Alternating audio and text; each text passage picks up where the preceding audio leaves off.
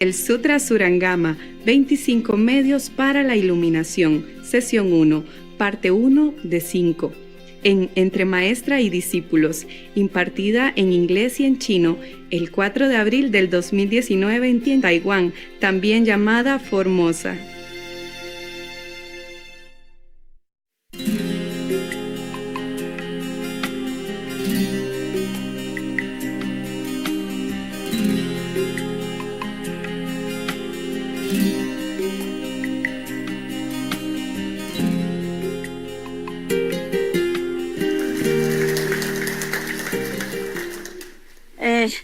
Quan Yin 有拿到红包了？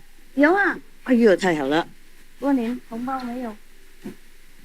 没有 ？No。OK， 弥补。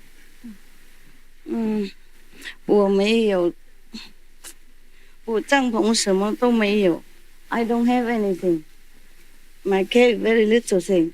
I don't have envelope.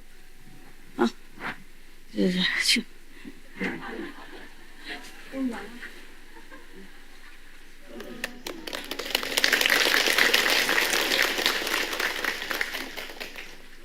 The other nuns, monk already, New Year already have. This did not have.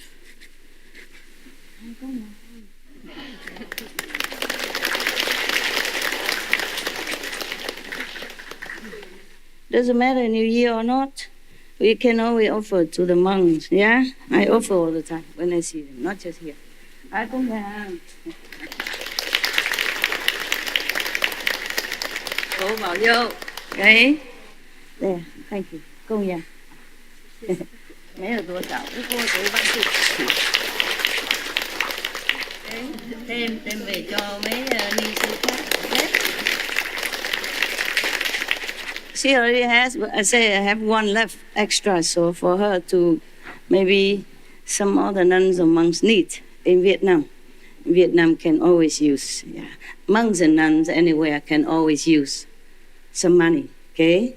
Even if they don't use it for themselves, they can always offer to other monks and nuns. They more poor, yeah? You okay? Good. Thank you so much. Wow, a lot of people. That's good. That means you like to practice. The hair is a trouble. I want to cut my hair, shave it like them. Convenient, but cannot. At the moment, cannot. Oh, also this for you. Drink, okay? Beer, cola, juice. All none together, OK? 这个种厨房呢，他们偶尔给我一个、两个，懂不懂？然后我就省下来，我不喝，我喝水而已。因为有时候要给工人啊，他们进来帮我修理，我就给他们。不然的话，就今天有和尚给他们吧。I give it from my kitchen, and they bring me sometime 1 or 2. You know, I don't drink, I save it one side. And today, so I have a lot. Okay? Wow. Some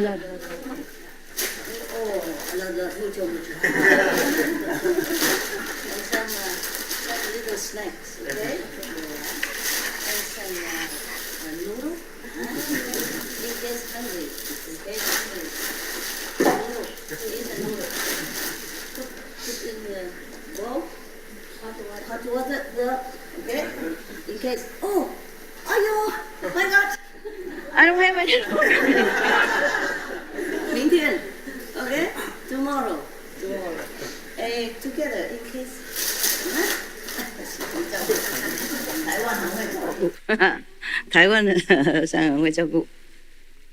万一晚上不吃，饿了一点，肚子不舒服，痛啊，饿太多会痛，因为那个胃酸出来会痛，那就来泡一泡。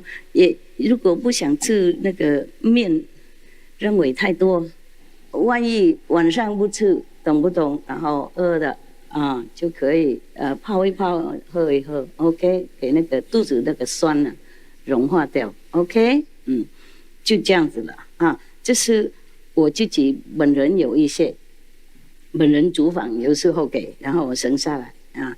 本人有一些，因为对不起，不是不尊重，我偶尔喜欢那些点心那些，我不能给很多，偶尔给一次而已，偶尔给他们一次，这些没有动过啊，这个没动过性的才供养。OK， 万一晚上我是下午了不想吃了啊，然后就喝一喝啊，保护肚子了。我们不是不受戒，就是有时候肚子的胃酸太多了，有时候老了，年轻的不一样，老了他不适应，肚子酸啊、痛啊，就会消啊，在里面会消，不舒服。要保养身体才能修行，佛菩萨会原谅的，没事。我们修行观音法，多打坐一点就洗掉，没事，我们没做什么坏的。OK 哈 ，Yeah， 因为当和尚不容易啊，因为你们都在外面走跑来跑去啊，赚钱了，就没有想到当和尚不一样。OK， 不能赚钱了，懂不懂？然后有时候不好意思去问人家，肚子痛又不能去厨房说，哎呦，我要喝东西，要吃东西，我们是不禁止了，就怕他们害羞不去，所以身边我有一些的供养啊，没有多少了。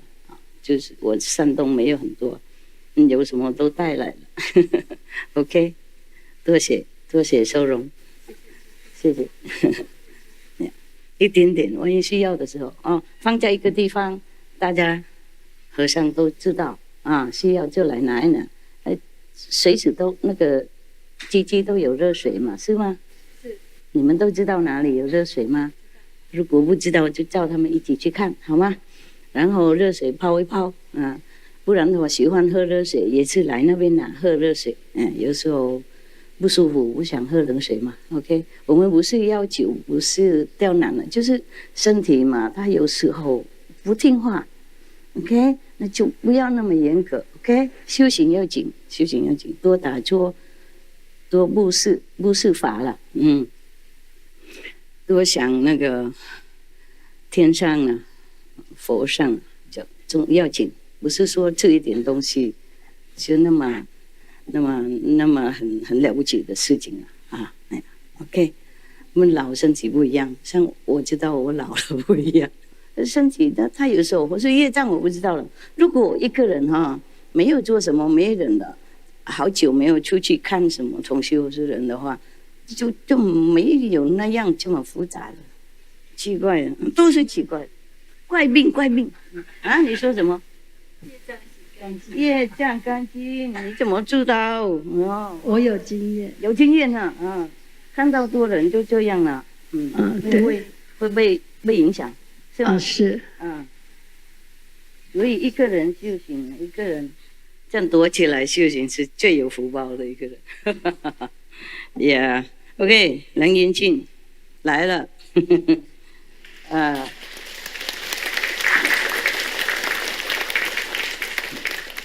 我这样做，大家看得到。Okay, I read to you about why we practice Quan Yin method. Okay? Yeah? Yes. D'accord?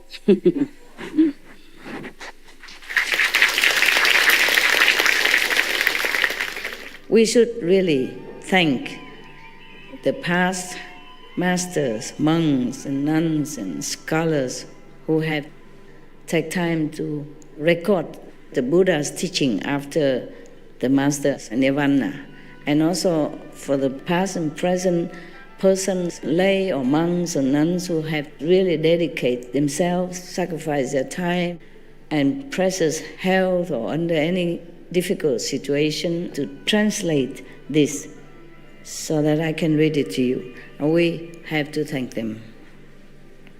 And may they be blessed forever by all the Buddhas, past, present, and future. May their merit be immense. May they be liberated forever. Thank you.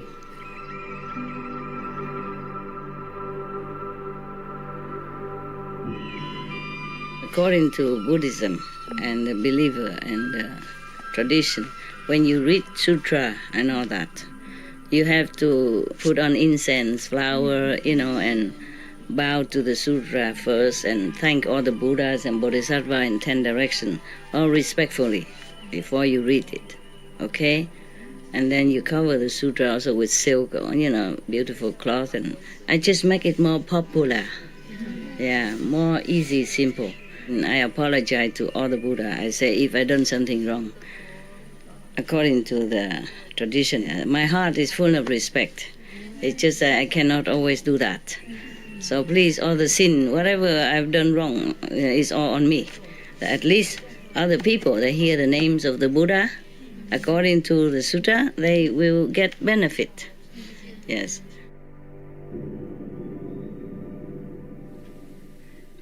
Ananda. I just cut the upper, okay? That is, upper one is no need to read to you today. Maybe another day is also very complicated. This is more like a more intellectual argument, yeah? Okay. So now, Ananda and the great assembly gained wisdom and awareness that was perfectly penetrating and free of doubt and delusion. All at the same time. The Buddha has told them something before that, before this sentence. Therefore, they feel satisfied and enlightened, more enlightened. So, all at the same time, they place their palms together, bow at the Buddha's feet, and he said to the Buddha, "Today, our bodies and minds are illumined, and we are happily free from obstruction." Just today, just part of it, not all obstruction. We have understood the meaning of the ending of the six and the one. Still, we have not yet gone through to fundamental, perfect penetration. World Honor One, we who have floated and floundered our way through eon after eon, homeless and orphaned, had no idea. We never imagined that we could meet with the Buddha in such a close relationship. We are like lost infants who have suddenly found their compassionate mother. Because of this, we accomplished the way in this assembly. Yet the secret words which we received are the same as our basic enlightenment, and so it is the same as if we hadn't even heard them. What he means by that, okay?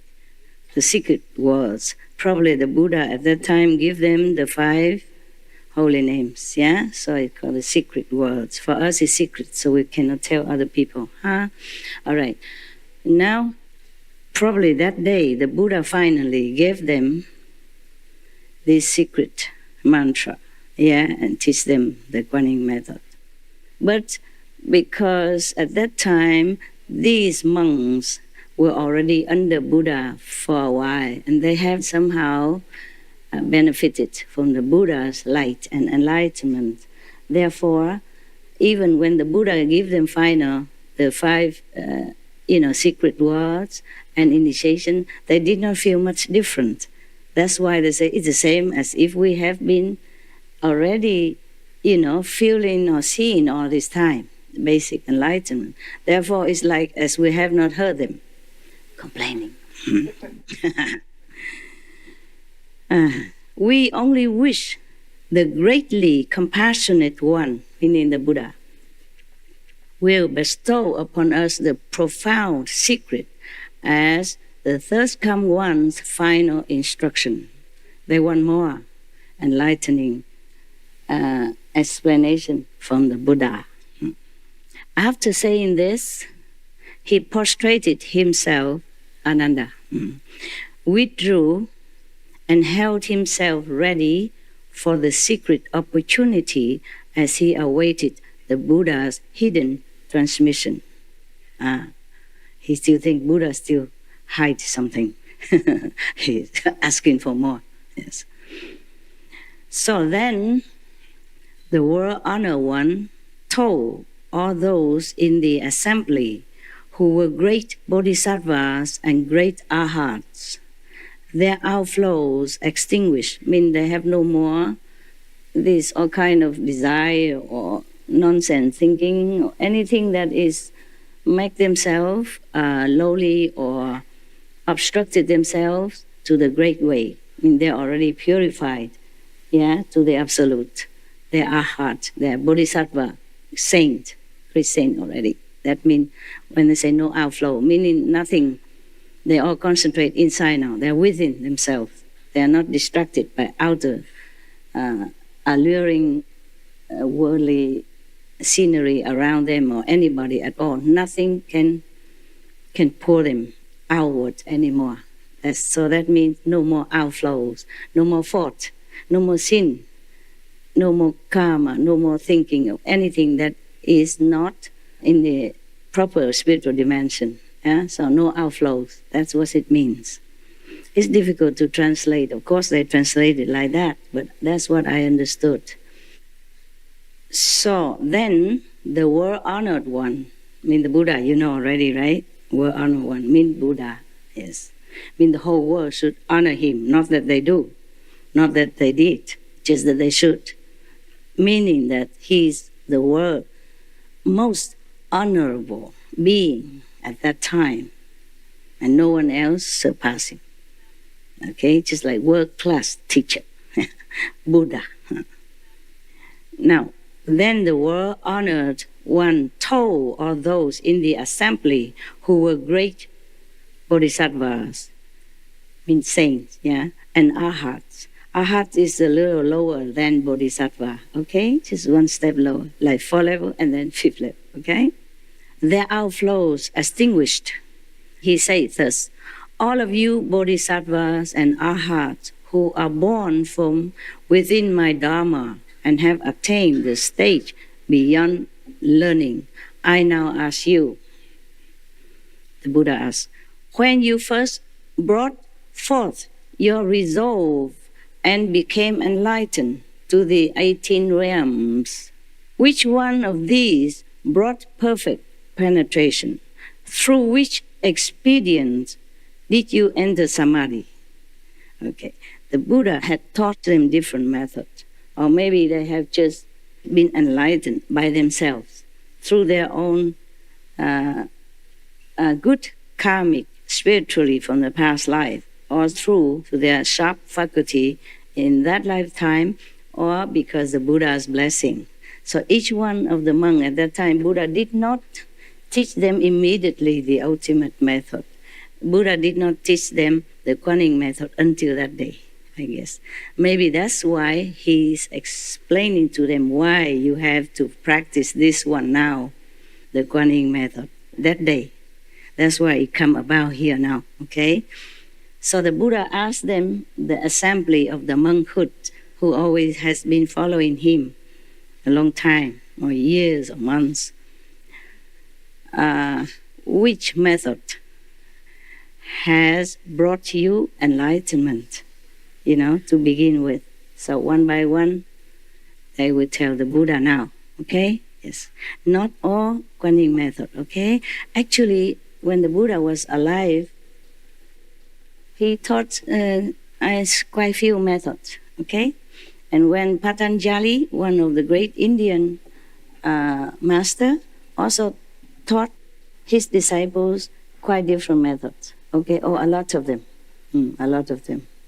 But we don't need all that. It's too confusing for you, and it's not so guaranteed. It's not so easy for busy life like today. And also because nowadays we are very, very much contaminated by so many things and so distracted.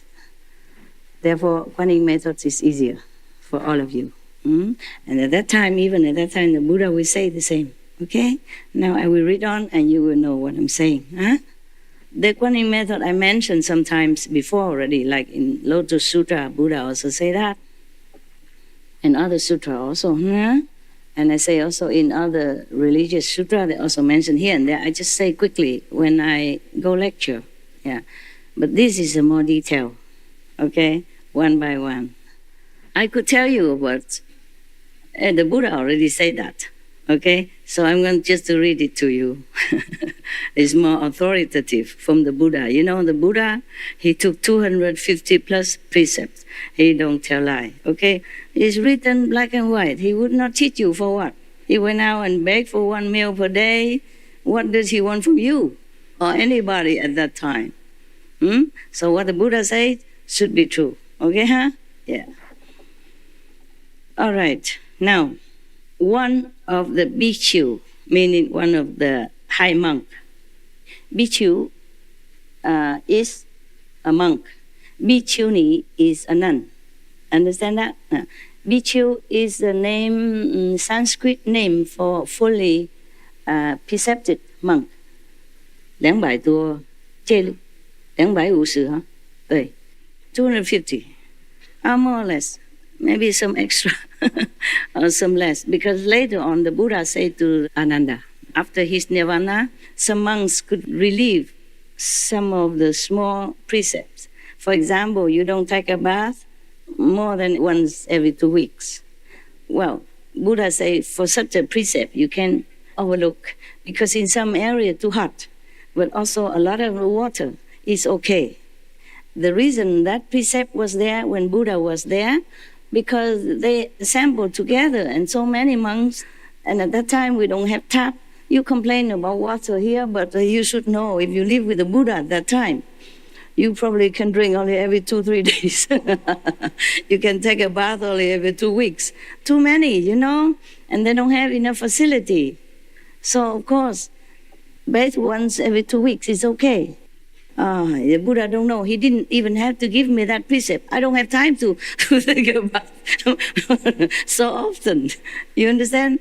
If it's too bad, I just wipe, okay? Wipe myself, change clothes. For example, like that, yeah? Okay. Or maybe eat once a day only before noon, yes? But the Buddha said can relax. If you have to travel and you don't have the food on time, then you may take a food after that. For example, like that. Because if every monk go out begging all day instead of one time a day, how do they have time to listen to the Buddha teaching? How do they have time to meditate? You understand that? Okay. At that time it's different. The Buddha knew that. So he said after his nirvana, some precept can be relaxed. It's like that. Okay, huh? But I'm not going to go further on precepts since you're no monks. And these reverends, they know already. Huh? Okay. If you're not monks and nuns, you're not allowed to see the precepts. Actually, you should not know about it. Okay? Maybe you know and then you don't keep it. It's bad for you. Your conscience already know it and you don't keep, you feel bad. Maybe you look down upon it, you say, wow, what nonsense. Yeah? And then you have bad karma. You understand?